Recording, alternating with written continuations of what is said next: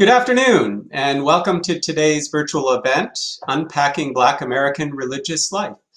My name is Michael Dimmick. I'm the president of the Pew Research Center, and it's my pleasure to kick off this event with a few brief framing remarks.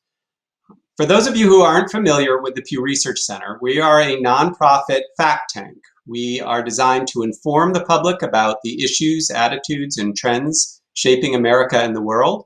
Our mission is to generate a foundation of facts that enriches the public dialogue and supports sound decision-making without an agenda and without advocating policy solutions. It's my opportunity at the top to thank the Pew Charitable Trusts, our primary funder, who makes this kind of research possible. The study we're premiering here today is the first in a series of Pew Research Center studies focused on describing the rich diversity of Black people in the United States. And for clarity, the survey includes not only single-race US-born African Americans, but also Americans who identify as both Black and other races, Black and Hispanic, as well as Black people who live in the US but were born outside the country. The center first began exploring the idea of conducting a comprehensive study of faith among Black Americans more than 2 years ago. And to help inform our thinking, we assembled a group of eminent scholars and religious leaders. We consulted with Black clergy from around the country. We conducted 7 focus groups in New York, Charlotte, North Carolina. The main goal of these conversations was to help us pair our expertise in surveying and surveying about religious communities and faith with the expertise of those who have much deeper and more comprehensive insights into Black American religious life. Over the course, the center has the center has a long track record of comparing and contrasting the views and characteristics of the country's largest religious groups to each other. And in many of our reports, you'll not only find how the US general population feels or thinks about issues, but also how the views of Black or Latino responders differ or don't differ from those of white respondents. But what gets lost in these very basic racial and ethnic analyses is the diversity within these groups, which can create the false impression that the groups are monolithic and uniform in their attitudes and experiences. To address this shortcoming, the new study my colleagues Besheer Mohamed and Kiana Cox will be presenting today features results from a nationally represented survey of over 8,500 Black adults in the United States. We recruited such a large sample precisely for the purpose of examining the diversity of the US Black population. For example, this study is able to compare the views and experiences of US-born Black Americans with those of Black immigrants from Africa or the Caribbean. It can compare Black adults born before 1946 with Black adults born after 1996, what we often refer to as Gen Z. Because this study focuses on faith among Black Americans, it examines Protestants who attend Black churches, Protestants who attend churches where the majority is white or another race, Protestants who attend multiracial churches, Black Catholics, Black members of other non-Christian faiths, and Black Americans who are religiously unaffiliated. It's that kind of texture and diversity that we're looking at here today. Simply put, this is the Pew Research Center's most comprehensive, in-depth attempt to explore religion among Black Americans. While quantitative research may not always be the best tool to understand the nuances of this country's many racial and ethnic identities, we sincerely hope that we can make a contribution to the ongoing discourse about what it means to be Black in America and what faith means in America. Let me now turn it over to Dr. Besheer Mohamed, the new study's lead researcher, who will give the opening overview. And let me thank you for joining us today and for your interest in the center's work. Besheer, let me hand it over to you. Great, thanks, Mike. And thank you all for joining us. I'm going to just start by saying reiterating a little bit about what Mike said about what's special about this project. So really, by having a custom-built study, there are 2 things in particular that we can do that not all of our research can do. One is it allows us to look at questions that are most relevant to the Black American religious experience. So in a general population study, there are a lot of topics that we don't explore in great depth. For example, the role of the Black church, whether we're looking historically or contemporary. And so questions like that are clearly relevant in this context. And so, we've explored those. The other, which Mike touched on, is the fact that we're able to really break away from the idea of looking at all Black Americans as a single group. And we can really tell the nuanced stories about groups that often get lost in those narratives. If you go on to the next slide. So to start things off, just in kind of level set, I want to start by talking about the religious service attendance of Black Americans. And what we see is that most Black Americans, about 2/3, attend religious services at least a few times a year. So for some people, this may be literally just once or twice a year. Maybe if you're Christian, it's you go on Christmas and Easter. If you're Muslim, it might be for some of the Eid prayers or for Ramadan. But overall, about 2/3 go at least a few times a year, and about 1/3 go quite frequently, at least once a week, sometimes more often than once a week. And those numbers actually are a little higher than what we see in other racial groups. It's also worth noting at this point the timing of this study. So this study was done about this time last year. Most of the data was collected. And so we're talking about the period before a lot of congregations started to close down and make adaptations due to COVID. And so in that context, we saw that most Black Americans attend religious services pretty regularly. If we can go into the next slide. Now, looking specifically at people who do go to religious services, the majority, about 6 in 10, say they go to a Black congregation. Now, in this, what I mean is a congregation where both the majority of the attendees and the religious leadership identifies as Black or African American. So these types of congregations continue to play a sizable role in the religious lives of Black Americans. Now, about 13% of Black Americans that attend religious services say they go to a congregation where white or some other group make up the majority of the attendees and the leadership. And about 1 in 4 say they go to a congregation that might be identified as multiracial, where no one group forms a majority. Going to the next slide. And despite the fact that we see a sizable commitment, shall we say, or endurance to Black congregations, we also see that Black Americans value diversity within their religious spaces. So we asked specifically whether Black Americans think that congregations that have historically been majority Black should retain their historical racial and ethnic character or attempt to become more racially and ethnically diverse. And most Black Americans, including those who currently go to a Black church, say that these congregations should work to diversify. So we see a strong value of sort of religious diversity in these spaces. So some people may ask, well, if that's the case, what is going on in these Black churches? What's different about it? And if you go on to the next slide, what you'll see is that there are differences beyond just the race of the other people in the congregation. So, for example, the style of worship can be different. Just to take one example, if you go to the next slide, the call and response experience, so calling out amen or other expressions of approval, are quite common, almost universal in Black congregations. And they're somewhat less common in congregations where whites or some other group make up the majority. Next slide. Sorry, again. Beyond the style of service, the substance of the service also can vary somewhat. So we asked people who attend religious services at least a few times a year about the types of sermons that they heard, what sorts of topics were being addressed. And we asked about race relations, voting and political protest, abortion, criminal justice reform, a variety of different topics that might be addressed in sermons. Next slide. What we see is that there's a pretty significant difference here. So Black Americans, in particular Black Protestants that are going to a Black congregation or Black church, about half of them say that the congregation has sermons that talk about race relations or racial inequality, and a similar share say they hear sermons about voting and political protest.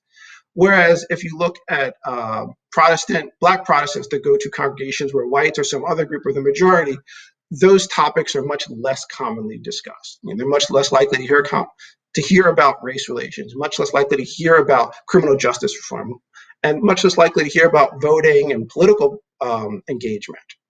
Next slide. On the other hand, they're somewhat less likely, Black Protestants that go to Black congregations, somewhat less likely to hear sermons that deal with abortion. In fact, Black Catholics are the group that are the most likely to talk about or say that they hear sermons that are dealing with abortion, whereas Black Americans going to a Black congregation are probably among the least likely to say that they hear this. Next topic. Now, we see a pretty pretty stable sense of the Black congregations continuing to have an influence, people continuing to go there. But there are pretty sizable differences by age group. So the youngest adults in Generation Z, so they're now 18 to 22 or 23, they're also the least likely to say that they currently go to a Black congregation. Whereas the oldest adults, about half of them, oldest Black adults, or about half of them, say that they go to a Black congregation. Now, there are at least two reasons why we see that. Now, if you go to the next slide, one of those reasons is that young adults, whether Black or other races, are less likely to attend religious services at all.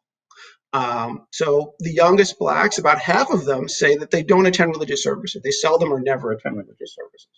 And so it's not a question of whether they're going to a Black congregation or a white congregation or a multiracial congregation. They're just not going. And that was much less common. That continues to be much less common among older adults. Next slide.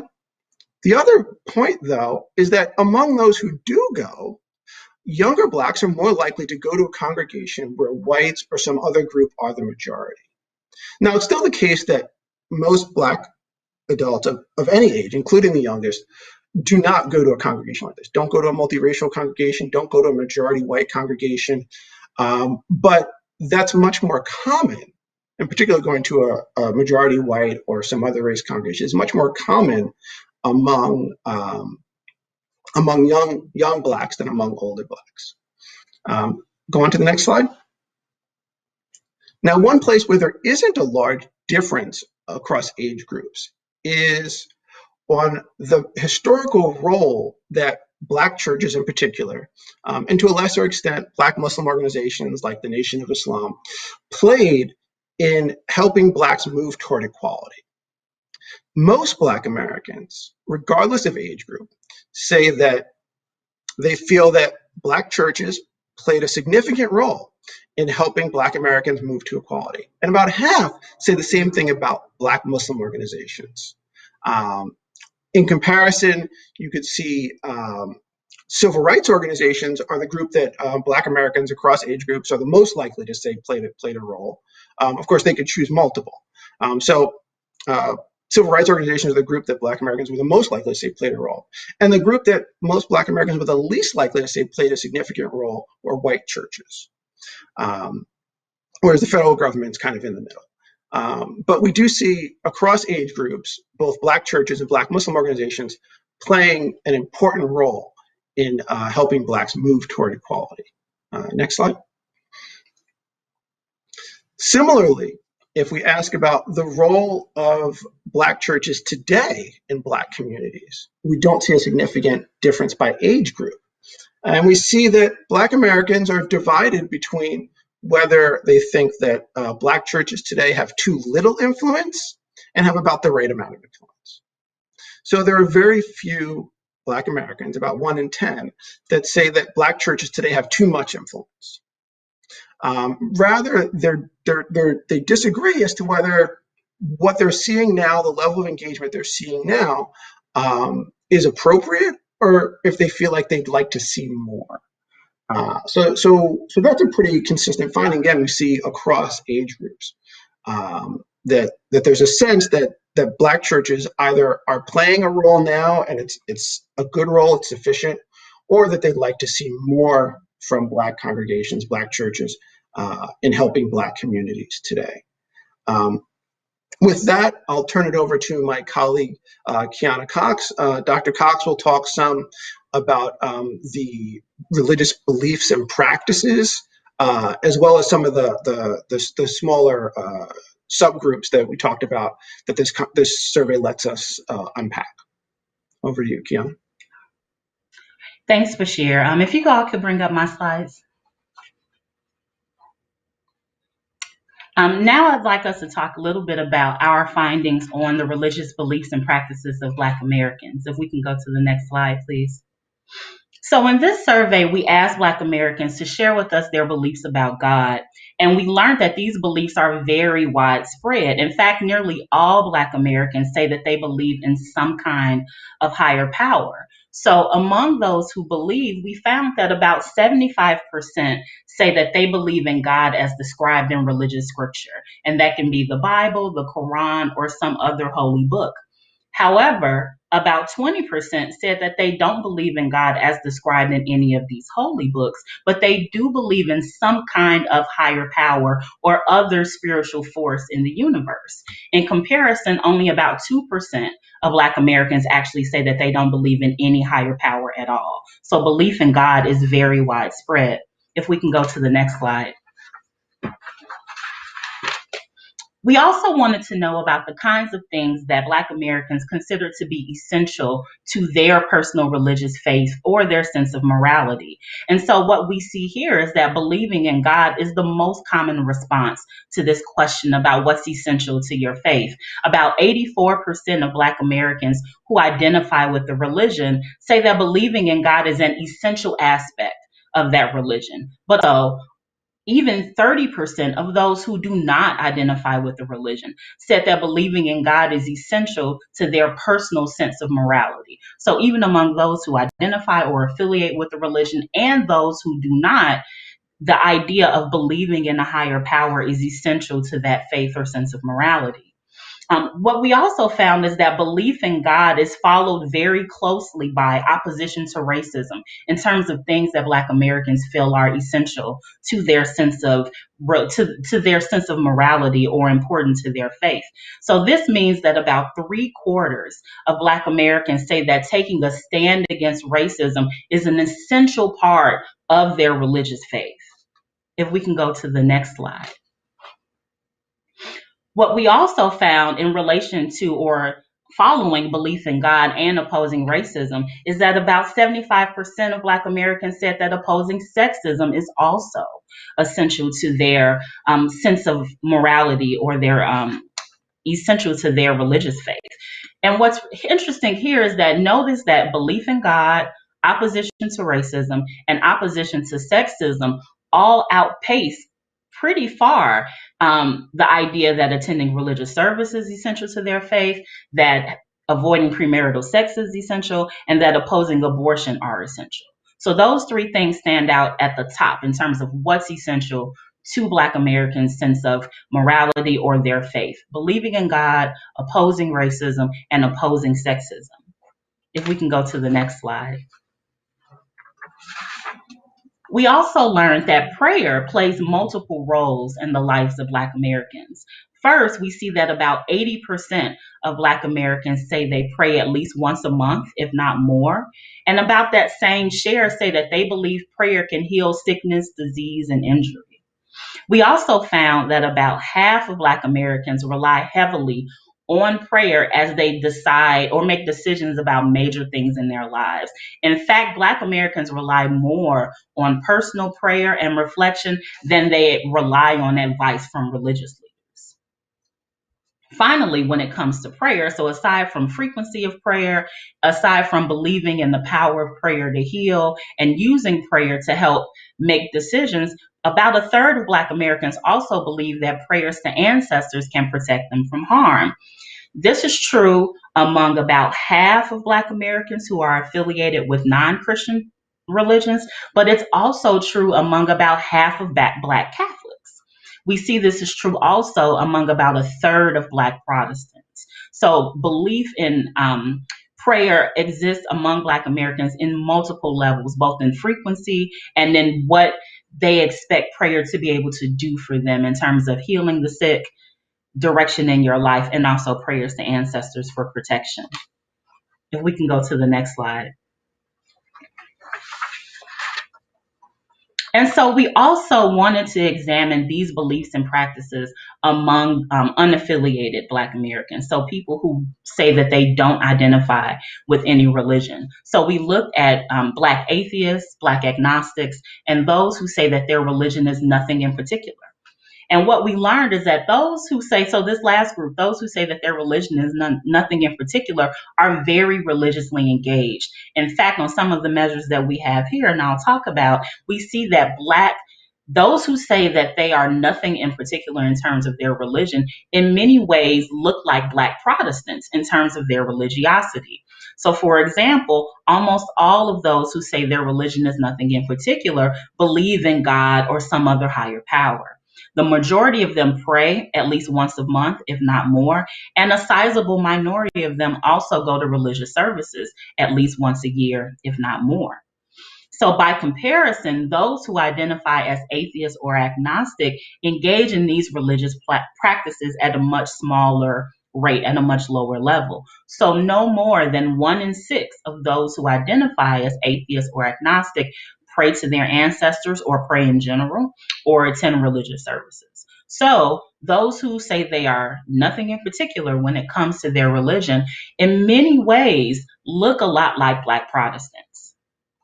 If we can go to the next slide. We've also learned that there are religious differences among Black Americans based on their nativity. For example, Black adults who were born in Africa are more likely than those born in the United States or the Caribbean to say that religion is very important to them and to attend religious services frequently. However, African immigrants do not differ from US-born Black adults in their belief about the power of prayer to ancestors. So while those born in Africa in some ways are more devout in terms of how important they say religion is to them and how often they attend services, there is no difference between those born in Africa and those born in the United States in terms of their belief in the power of prayer to ancestors. In fact, those born in the Caribbean are actually the least likely of these three groups to say that they believe in the power of prayer to ancestors. And if we turn to questions of gender and sexuality, we see that those who are born in Africa are less likely than those born in the United States or the Caribbean to say that mothers and fathers should divide finances equally. And they are also less likely to say that homosexuality should be accepted by society. So in some ways, they are conservative when it comes to gender norms and issues about sexuality. If we can go to the next slide. And if we remain on this question about gender and sexuality, there are a few other differences that we'd like to highlight. First, we see that Black Catholics are almost twice as likely as Black Protestants to say that their religious leaders should be able to perform marriage ceremonies for same-sex couples. About 62% of Black Catholics say that their religious leaders should do this, compared to 37% of Black Protestants. However, when it comes to gender, so this question of gender, Black Catholics and Protestants are equally as likely to say that women should be able to serve as the senior religious leader of their congregation. So, for example, this means that the majority of Black Protestants believe that women should be able to be senior pastors of Christian churches. And then more broadly speaking, we have also found that Black Protestants are more likely than Black Catholics to say that religion plays a very important role in their personal lives.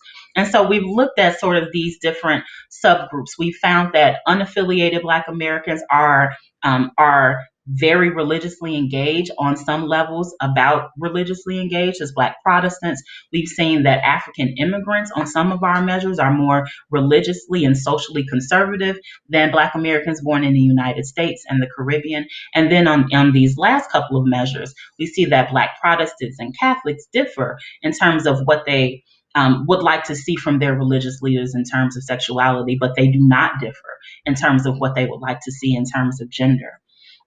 If we can go to the next slide, please. And with that, I'd like to turn it over to Adelle Banks from the Religion News Service, and she'll be here to moderate our panel of experts and lead us forward in our discussion.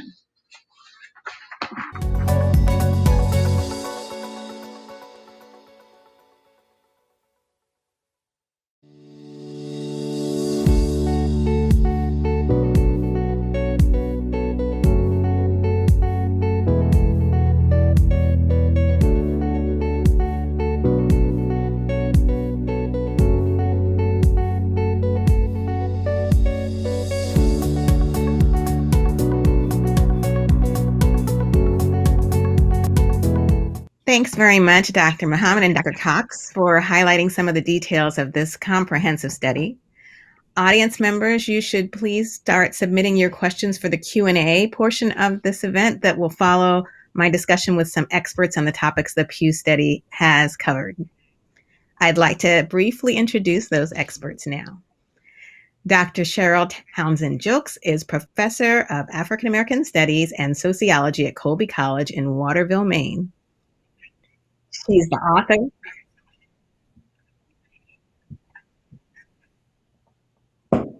She is the author.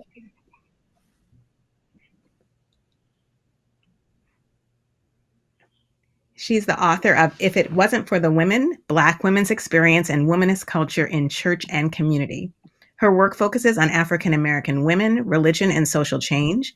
An ordained Baptist minister, she is an assistant pastor for special projects at the Union Baptist Church in Cambridge, Massachusetts. The Reverend Dr. W. Franklyn Richardson is the chairman of the Conference of National Black Churches and senior pastor of the historic Grace Baptist Church in Mount Vernon, New York.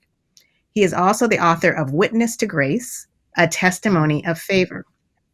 Dr. Richardson has served as General Secretary of the National Baptist Convention, USA, Incorporated. And Dr. Anthea Butler is Professor of Religious Studies and Africana Studies at the University of Pennsylvania. A historian of African American and American religion, Professor Butler's research and writing spans African history, race, politics, evangelicalism, gender and sexuality, media, and popular culture. So thank you all for being here. We'll start with Dr. Richardson. Mm-hmm. You were one of some 30 Black clergy that Pew Research Center interviewed as a supplement to the survey whose results were published today. And when you were asked about the possible decline of the Black church and the future of the Black church, you said, quote, "I think the Black church will dissipate as the need for it does. If the society becomes more holistic, where people are included, the Black church will become less and less necessary. Therefore, it will become diminished. It will be just, quote, the church." So can you tell us, are you predicting or perhaps even hoping that American society will reach a point that the quote unquote Black church will no longer be necessary? Well, I'm not being a prophet, and nor am I looking forward to that. I think what the study showed was that many Black people placed the priority of the Black church on advocating against racism, advancing civil rights agenda, eliminating sexism. And so if that is the real crux, as the survey suggests, of what the Black church finds very important, as that is solved in the practices of American culture, it seems to follow that the existence of the institution that is being affirmed for their participation would also diminish.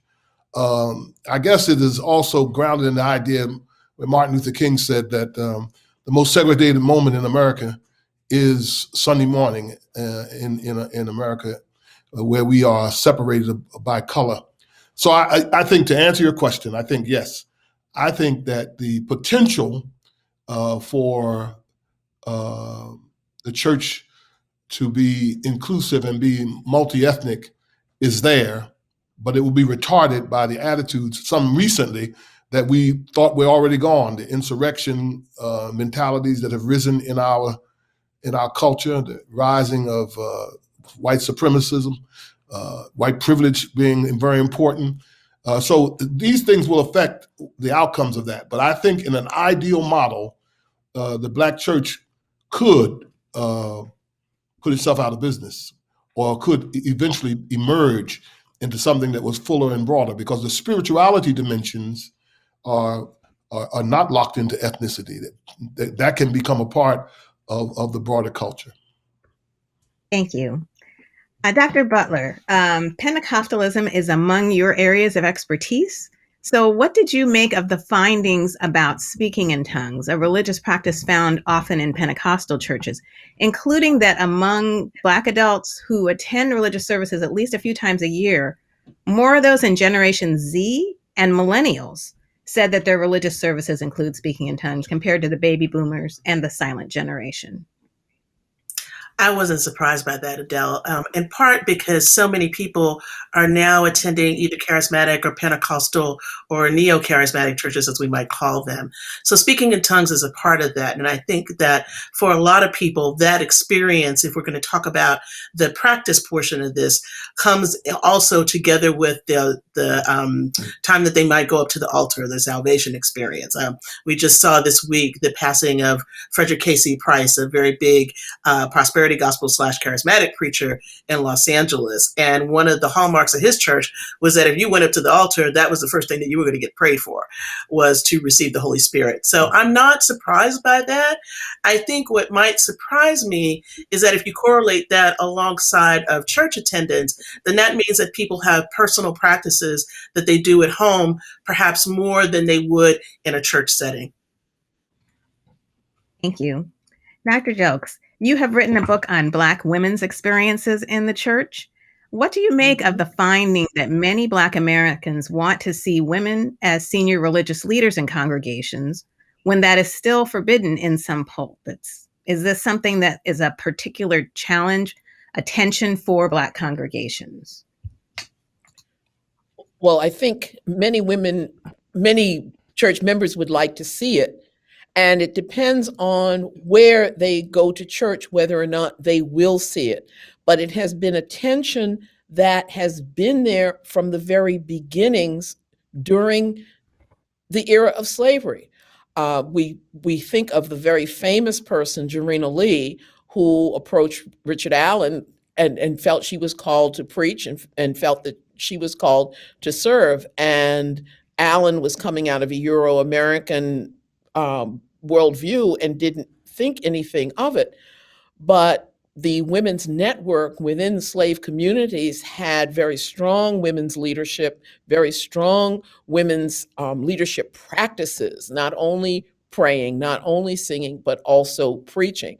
So it's been there. And as some of the historical texts that we have used point out, when women were pushed to stay on the floor as men ascended the pulpits, once African American churches, congregations, hush harbor communities become regularized, they did not go quietly. They did not recede to the back pew. They persisted. And if they could not preach, and as other scholars have pointed out, they found ways to keep their voices in front.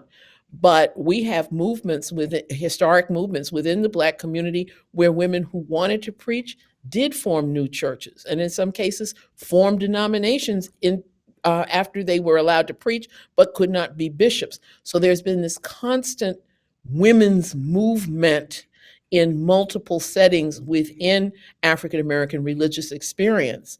Ironically, many of the women who felt called to preach and came out of Pentecostal holiness deliverance churches moved over into mainline historically white denominations and became pastors. They brought that preaching experience with them. So the issue of women and women's leadership has always been there, and it is more normalized for people in the pews than it is for the male leadership that has resisted. Thank you. Dr. Richardson, I imagine given your roles that you may focus on believers most, the people who are sitting in the pews or tuning in online, but you said about those who are generally unaffiliated with a congregation. Well, I think the church has an ongoing mandate to address the needs of people regardless of membership. Membership ought not, American Express says membership has its privileges. Well, membership ought not be the criteria for the expression of my faith in the life of another. So for me, the church has an obligation to the broader humanity beyond their own walls. Certainly we service our congregations, but we also have a responsibility to improving the culture, improving the opportunities, improving the settings. And so many churches do a lot of things for people that are not members of their congregation. We feed 5,000 during this pandemic. We feed 5,000 families a week, and I'm certain that less than 25% are members of my church. We have housing for over 400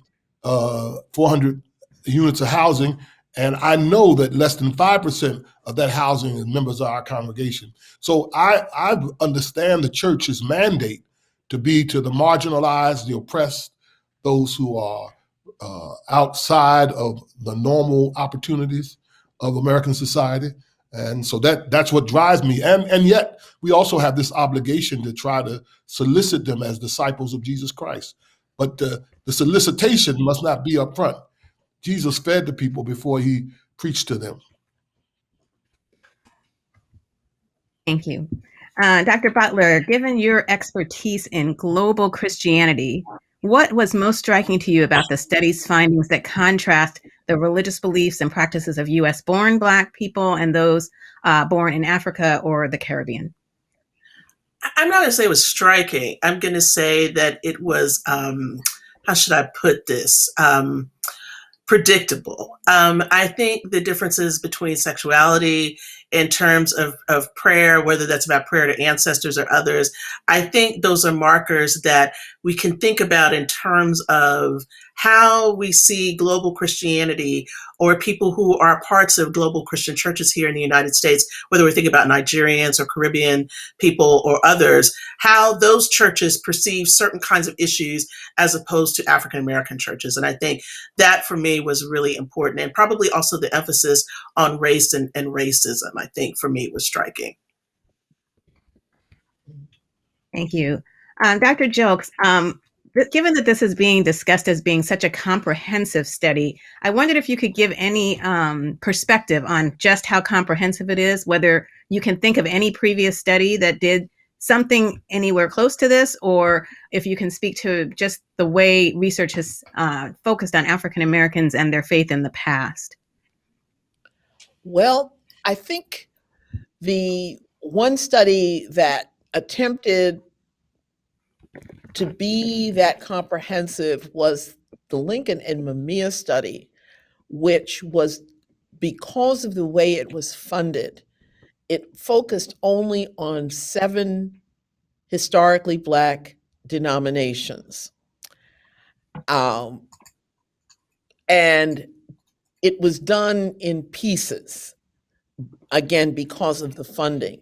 What makes this study so helpful is the very large sample and the extent to which the researchers knew enough about the African American religious experience to get at the different lines of difference, the different places in which Black people find themselves being religious, even if it's not in what we would consider a mainstream or institutional, mainstream church or an institutional setting, not in the masjid or the church, but in their own home. They asked questions in such a way that grasped that diversity. And that makes this study so helpful, it makes it useful. We won't have people starting to do dissertations talking about the Black church as the 7 denominations.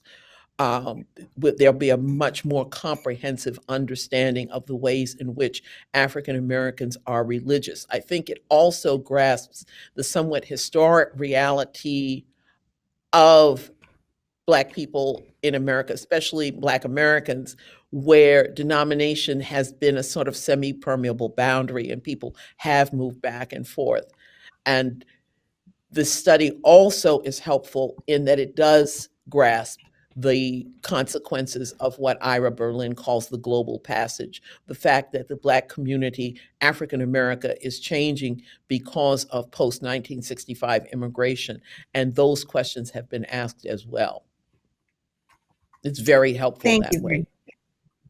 Thank you very much. Appreciate all of your comments. We are going to now welcome back Dr. Mohamed and Dr. Cox because we're ready to take some questions from our audience, for either the Pew researchers or the other experts on race and religion.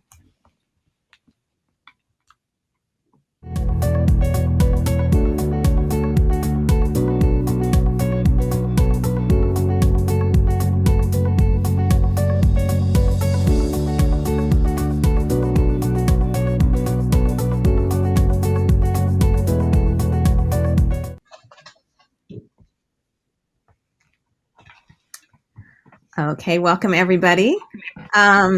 One of our questions is that nearly 1 out of every 2 religious Blacks attend services in a non-Black space, suggesting that Sunday is increasingly the most integrated hour of the week. If this questioner is correct, what do you all think of that? Any of you may answer. I'm not clear about the question. It seems like he said the most integrated. It probably the I most think segregated. the question is. That's Don't the be question. deceived. They were speaking Don't be about one, deceived. and Dr. Muhammad or Dr. Cox can tell us if this stat is correct, that 1 out of every 2 religious Blacks attend services in a non-Black space. If that's correct, what does that say about the state of integration or segregation in our churches, in churches in general or in Black churches? I could say a little bit about that.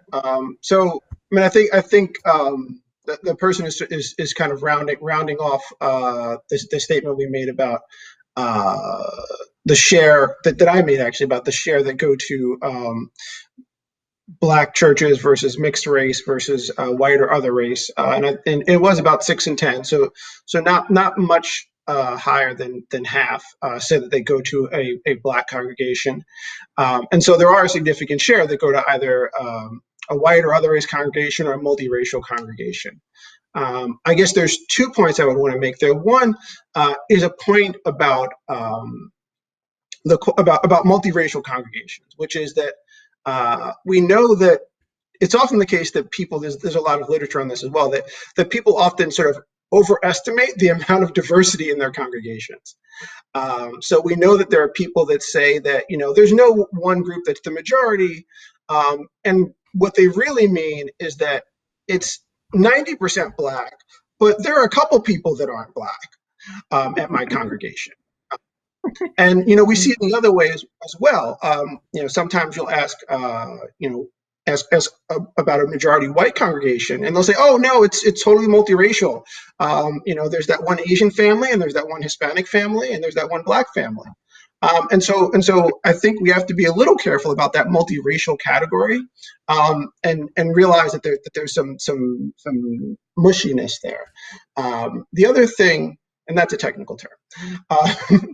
The other thing, if we're looking at how congregational spaces compare to other spaces, is a question that we asked later on that we didn't talk about in the presentations, which is experiences of discrimination. We asked people if they had personally experienced various forms of discrimination in their congregation. And we also asked, or in religious spaces more broadly, and we asked people if they had experienced racism or discrimination outside of their congregations. And we did see that people are much more likely to say that they experienced racism or discrimination outside of religious spaces than within religious spaces. So there were some people that said that they had experienced discrimination in religious spaces, but that was less common than saying that about outside of religious spaces.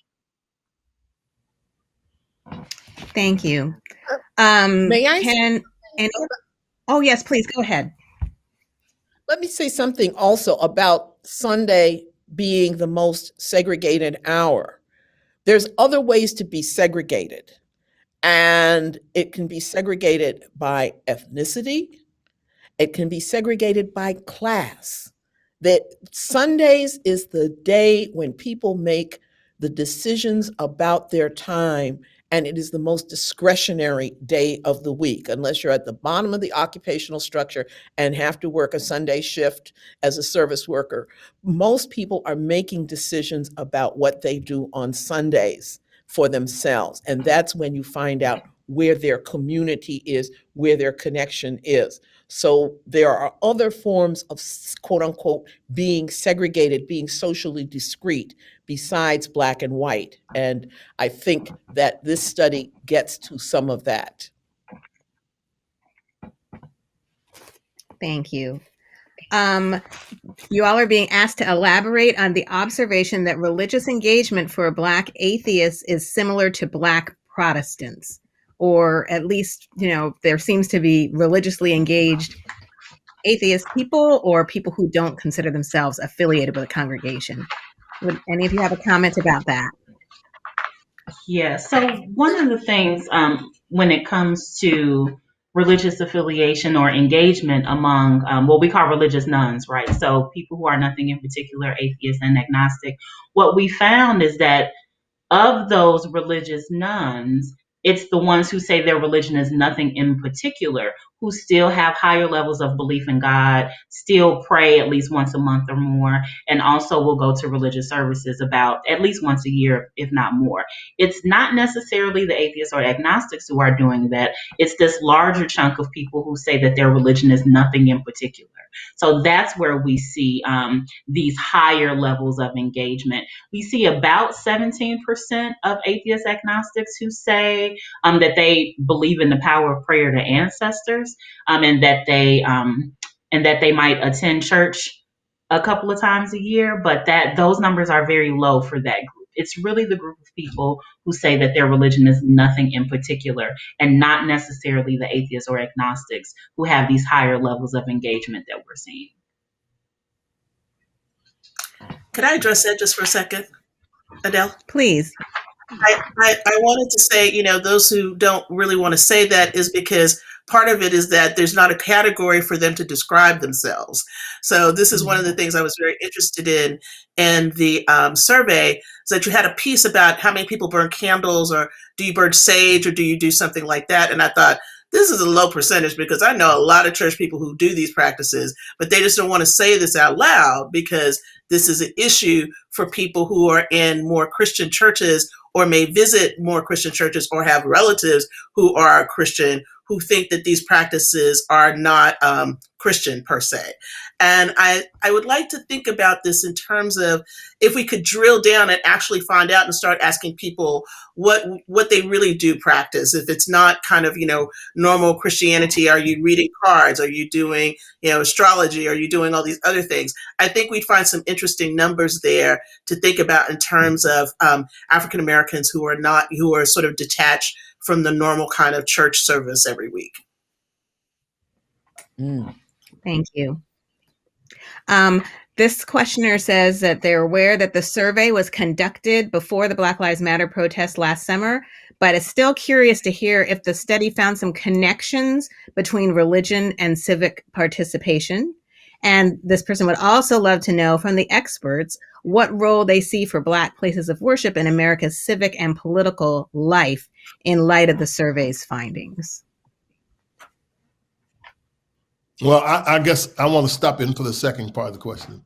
And that is, I think that the church's future is some ways informed by its past. That the church, African American church, Black church, has to continue to be an advocate for the challenges that face people in race. I think the church has to continue to be the voice. I think the church feels an obligation to be that voice. And I think the church as an institution has been faithful to that. And I think it's one of the things that happens when a church or a religious group takes on the responsibility of being driven by a programmatic, shall we say, public program or political programming. When a community is driven by that, it can move it to include others. So what I'm trying to say is that racism and sexism are first cousins. And so as the church begins to see itself as advocating for quality of life, it also begins to take in other notions. So it's not just Black Lives Matter, it's Black Votes Matters, it's about Black upward mobility. All of these things, I think, come together to define the pathway for the church into the future. May I also speak a little bit? Muhammad, go ahead. So I can speak a little bit to that first point. Just to say that we did find in the survey that Black Americans who attend religious services regularly and are religiously engaged are also more likely to say that, for example, they had been they had volunteered, more likely to say that they had been engaged in in voting or in protests. So in a number of measures of civic involvement, we did see that people who are more sort of religiously engaged were also more engaged in these sort of measures of civic involvement. Thank you. So there's a question for the Pew researchers now. How does the use of the internet for the survey impact the findings, given digital access challenges for many Black people and socioeconomic disparities? Kiana, you want to answer that, or should I? You can try it, and I'll back you up. Okay. Okay, cool. We did use the internet as one of the ways of contacting people, but we were very sensitive to this issue. This is issue exactly that the questioner raised. So I'm glad it came up. So there were a number of ways that people could take this survey. What a large part of the recruitment was through the Pew Research Center's American Trends panel, and other nationally representative panels of respondents. But we also did a substantial amount of additional recruitment because of the unprecedented size of the sample.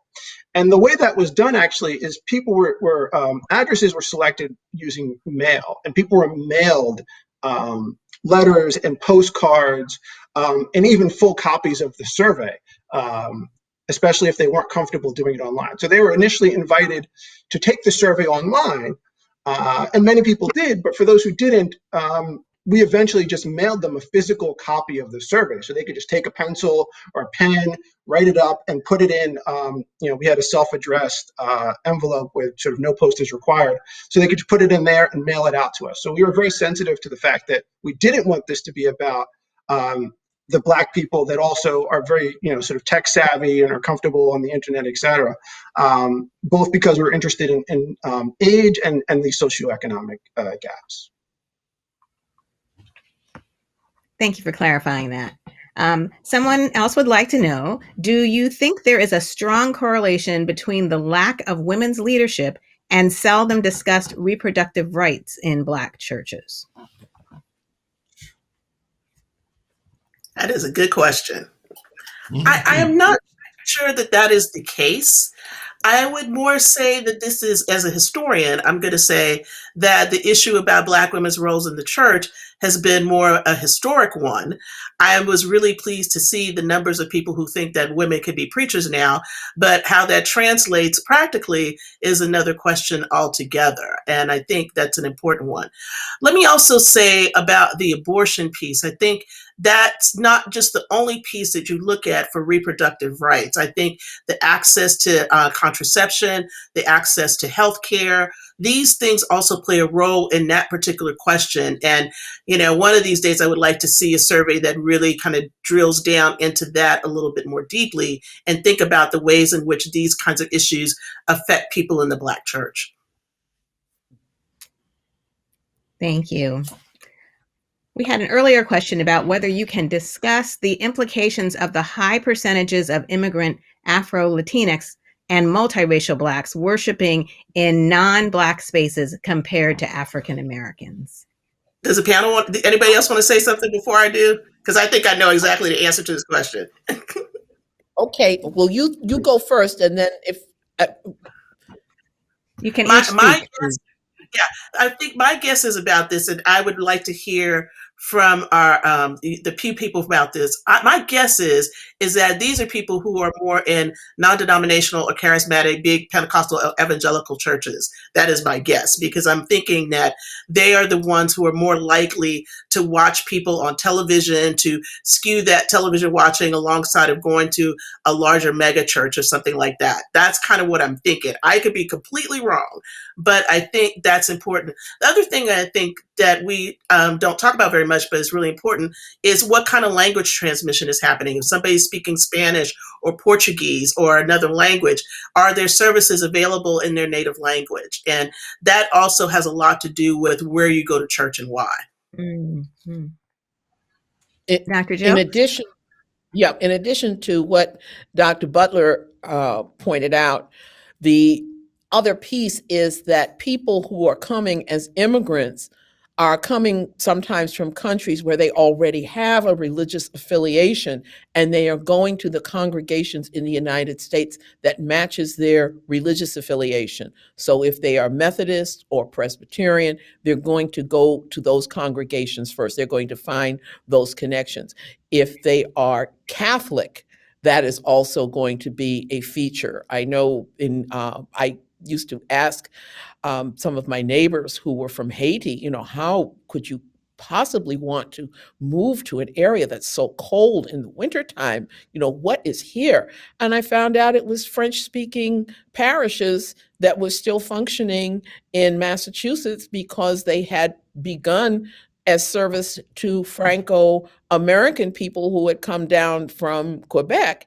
And they were still having French-speaking services, and their educational Catholic sisters and nuns followed the immigrants. And that was true also for people who were coming, who were not of African descent, but of other immigrant groups who were coming from former colonies that were that were French-speaking. Same thing for Portuguese-speaking people. I think it also is partly connected to what denominational affiliation they are bringing with them.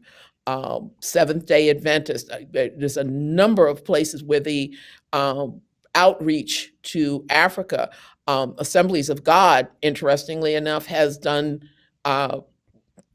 their mission realities mean that folks are coming to the United States and connecting with them. So so in addition to what Dr. Butler has pointed out, I think it's also pre-existing denominational affiliations that immigrants are bringing. Thank you very much. So our last question is from someone who wants to know more about the younger Black adults that were discussed in the study. Could the researchers talk a little more about faith among young Black Americans? And could the experts comment on the future of the Black church, please?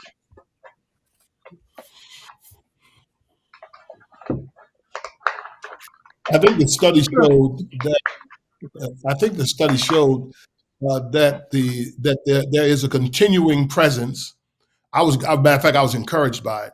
There's a continuing presence and commitment by millennials and Zers to the church, and that while it's different expressions and different needs, they're still there. And I think that the church has to constantly make sure its message and its approach is embracing of that population. It's essential going forward.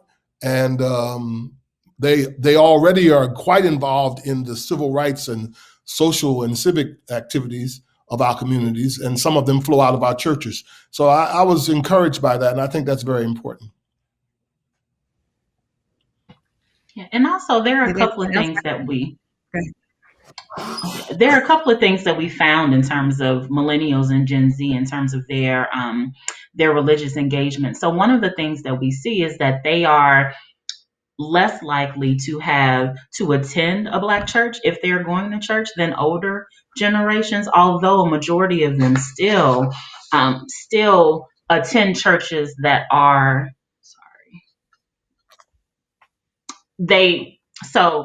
I'm sorry, I'm stumbling over this. The majority of Black Americans who are Gen Z or millennials they have grown up in churches that are Black.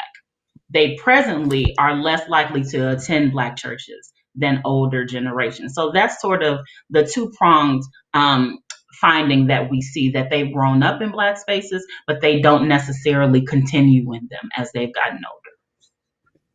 But is it not true also that they have not switched spaces? They haven't, in other words, they're still there to be embraced, but have they skipped? They haven't changed their devotion. They just have backed away from what they've been oriented. It's also the case. Sorry. Go ahead, Bashir.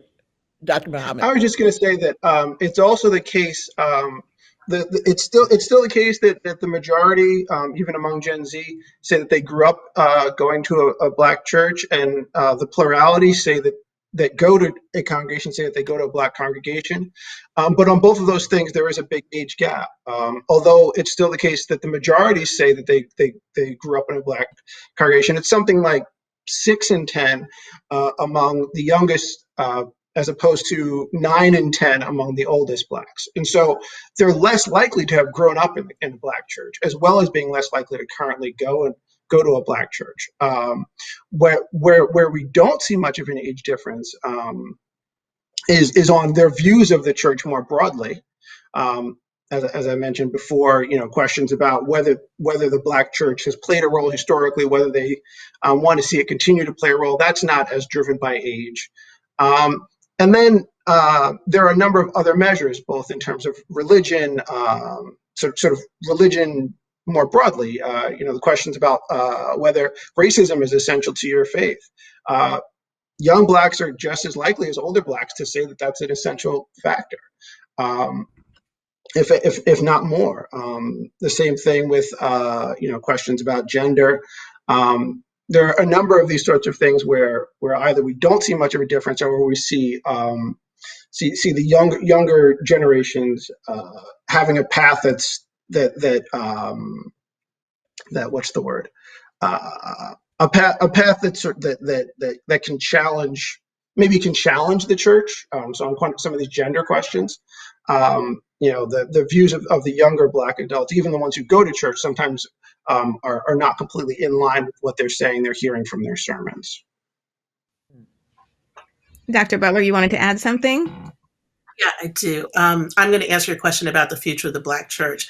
I might disagree slightly with Dr. Richardson about this idea that perhaps things will get more integrated, or maybe there'll be a time that the Black church doesn't exist. I like to think about this as, if racism is over in America, then the Black church doesn't have to exist. And we know racism is not going anywhere, at least not right now. So I think in all of our lifetimes here on the panel, I think we're safely say the Black church is still there. What I do want to say, however, is that the issue of the pandemic will change how the Black church has to operate. And I think about here in Philadelphia, where we have Black churches that have partnered with the Black Doctors Consortium to give out COVID vaccines and COVID tests. And I think even more so in the future, that the Black church is going to become a site not just for political activity and activism and prayer, but also a space in which people find the resources that they need. It's always been that. But I think especially now, in this moment that we're in of dire need for so many Americans, I think that the role of the Black church is a very important one. Finally, I'll say this. I think that part of my work is on evangelicalism, and I was very interested in the reasons why Dr. Besheer and Dr. Cox kind of took this particular path through finding out what they did about Black church stuff, and I could have a private conversation with them later about this. But all of that to say is that I think that the ways in which we speak about Black church, I hope, change because of this survey, because I think that it gets pigeonholed into a certain kind of way for the press to speak about, and how people don't nuance that very much. And I hope that this survey will help them to find the nuances about the Black church that they might not have recognized before. Thank you very much. I want to thank all of our panelists for providing your insights today. And the new study on faith among Black Americans is available at pewresearch.org, so you can find more findings there. I also want to thank the audience for joining us today. And I want to thank Pew Research Center for inviting me to moderate this panel. I'm sure that there will be more to come from Pew and from journalists like about this aspect of religion in America. And we hope that perhaps we'll get together again someday. So thanks again and goodbye.